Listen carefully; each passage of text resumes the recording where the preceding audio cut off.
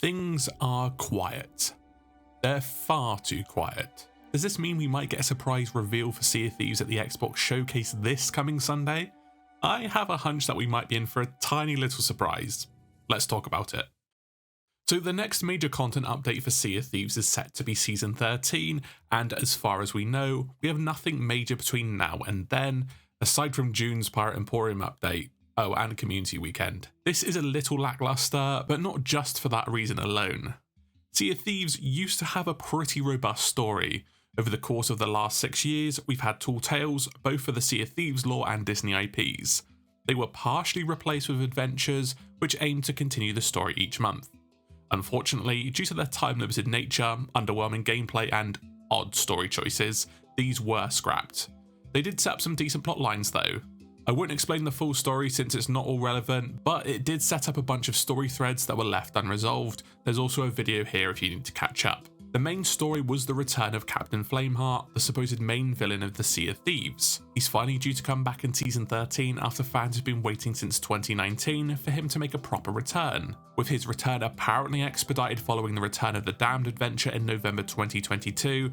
We've had to wait nearly 2 years for this. The recent story developments in the game have seen the B-plot from those adventures hurried along and essentially scrapped. Tasha the Tavern Keep at Ancient Spire was cursed in order for a group called the Dark Brethren to obtain a cure for the skeleton curse, and Brixie was supposed to help them find it to save Tasha from becoming a skeleton. However, the recent monthly updates have been a bunch of NPCs moving around to justify a poor way of curing her without having to make good on these various teases, such as an epic voyage through a temple in the Sea of the Damned and facing off against a giant monster. Rare has retconned this story, but why?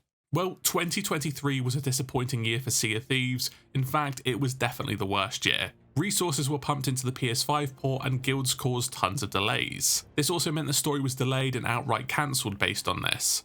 However, has the B-plot been scrapped in order for the main plot with Flameheart to continue? Why wouldn't Rare just leave the thread for another time? Stick with me on this. The current in-game story, as we see now, plus whatever comes with the June's update, is meant to set the stage for Season 13. So between now and about 7 weeks time, Rare has to bring back the most anticipated character in the game's history, rebuild his flagship and 6 skeleton camps around the map. And they're just going to do this in one lore drop apparently. It seems unlikely, although I wouldn't be terribly surprised. The orb over at Reaper's Hideout was dropping some fairly on the nose hints since we know what's coming in Season 13. This was up until last Thursday. The orb is now spouting some strange hints about an area in the Sea of the Damned, extra mysterious and obscure riddles that has all of us puzzled. I mean, they could just do this with a trailer, but will that really be enough time to properly move the story forward?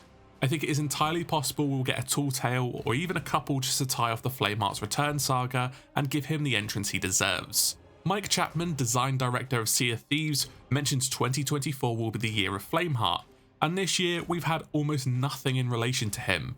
And Season 14 is another sandbox toy update, so I wouldn't expect anything major to occur then. And I don't think a season where he randomly appears, his ship is just brought back, and obtains the sword which is locked up at Ancient Spire is just going to happen.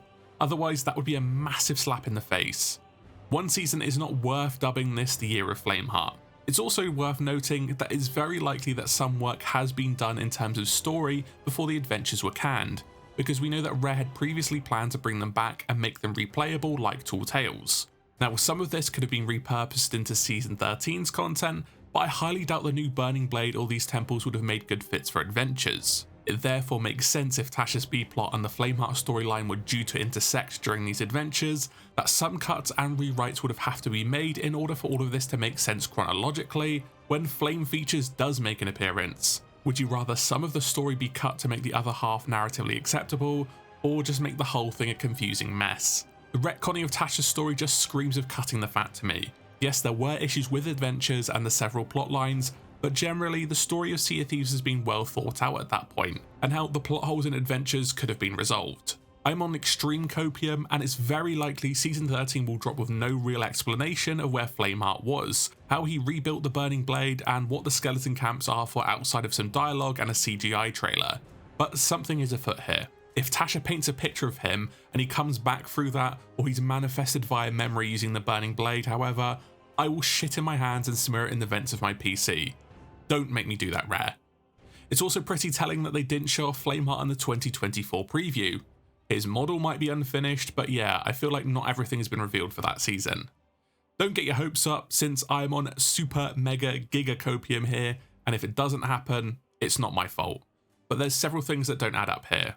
That or A Pirate's Life Part 2 is just going to bridge the gap. That definitely wouldn't happen, right?